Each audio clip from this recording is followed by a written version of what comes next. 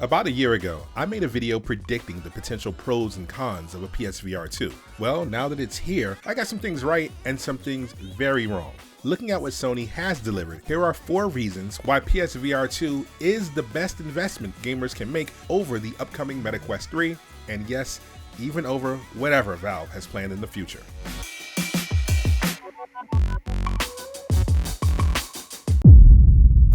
One of the things that I was most disappointed in with the PSVR 2 was that it didn't include a mobile chipset, whereby it could allow low-end VR gaming, like the MetaQuest 2. Then with a single wire, allow high-end experiences through use of a PlayStation 5. Even if you disagree on that strategy, one thing about making the PSVR 2 a focused piece of hardware is that it avoids over-engineering. Developers can optimize for just the PlayStation 5, and because Sony follows a traditional gaming hardware model, consumers can expect the PlayStation 5 to be essentially the same hardware for the duration of this generation's lifecycle. Usually, consoles last 7 to 10 years, and if Sony has shown one thing to its consumer base, it's commitment to technologies they roll out. From repurposing Move controllers as the primary interface for PSVR, to supporting the less than successful PS Vita, Sony proves that they're not going anywhere. Consumers can rest easy knowing that the PSVR 2 will be around for a while. Conversely, with Meta, there are already hints that the company intends to have semi-annual hardware iterations.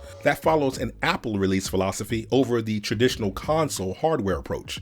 Now, I don't know about you, but I'm not sure if I'm too comfortable with the possible MetaQuest 4 in 2025 or 2026 if I just bought a MetaQuest 3 this year. Tech marches on, but does it have to trample the consumer? Meta might be following standard tech industry practices, but several games on the MetaQuest 1 no longer work on the Quest 2. Is that the fate of all Quest software in an increasingly shorter hardware time span?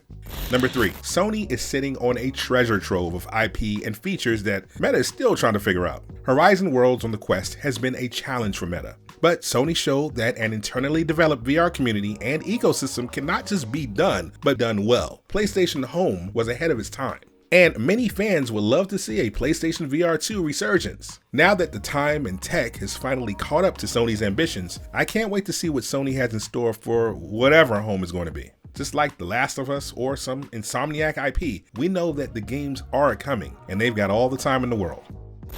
Number 2, Sony is all about games. They're not trying to be your computer. They're not trying to own the entire VR space. They're not trying to compete with Apple or Google. In fact, they have the opposite problem of Meta. Like Thanos from the MCU, PSVR 2 converts are inevitable. There's zero risk in getting a PSVR 2 eventually if you already own a PlayStation 5. And if the units sold are any indication, who doesn't want a PS5, right? As consoles go, Sony is second only to Nintendo, with customers being satisfied by both the hardware and the future of what's coming to the platform. Sony has priced and engineered the hardware such that it's sort of future-proof.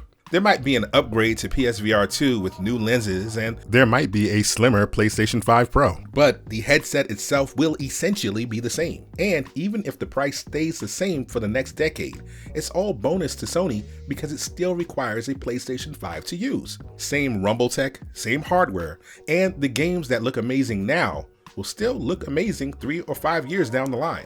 And that says nothing for the PlayStation VR 2 compatibility with PCs. While it isn't officially supported now, given a few months, I wouldn't be surprised if getting a $600 PSVR 2 Plus isn't an option that begins to look pretty attractive to PC VR users.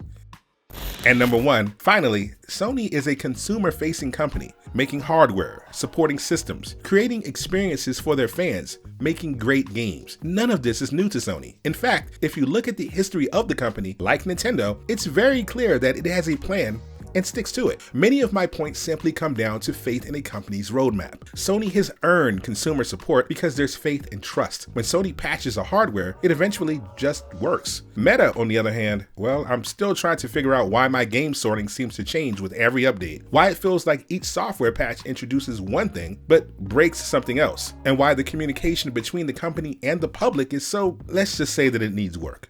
I love my Quest 2, and I can't help but be excited for what Meta will bring to Quest 3.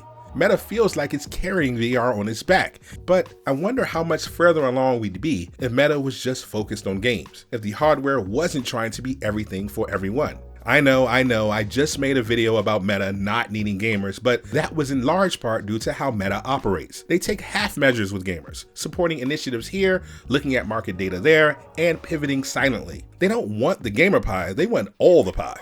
I often wonder what a dedicated gaming VR environment would look like, and in 2023, and probably the future, that's looking a lot like Sony. But what do you think? Is Sony's hardware undercooked? Should we be more excited for where Meta is going than where Sony is right now? Let me know what you think in the comments, but until then, I'll see you guys in the future. Show out.